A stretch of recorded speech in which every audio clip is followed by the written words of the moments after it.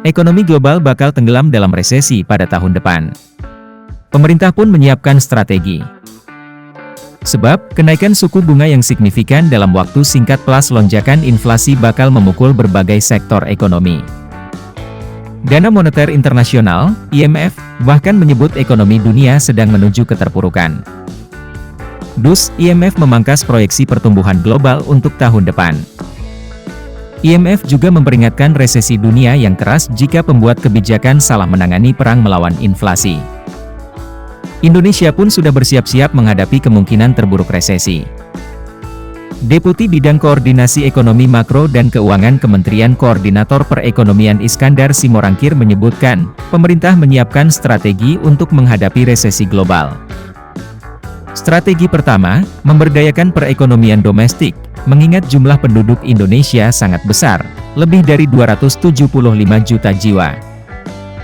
Pemberdayaan ekonomi domestik, salah satunya dengan mendorong Bangga Buatan Indonesia, BBI. Kemudian, melanjutkan hilirisasi industri berbasis sumber daya alam untuk memenuhi kebutuhan domestik dan ekspor.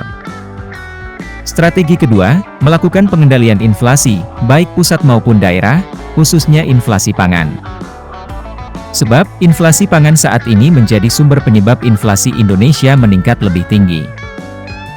Pengendalian inflasi dengan cara melakukan gerakan tanam pekarangan. Lalu, food estate juga peningkatan produktivitas dan percepatan musim tanam. Serta memperlancar distribusi barang dengan kerjasama antar daerah dan subsidi ongkos angkut, Deputi Bidang Koordinasi Ekonomi Makro dan Keuangan Kementerian Koordinator Perekonomian Iskandar Simorangkir kepada Kontan.co.id, Minggu 16 Oktober.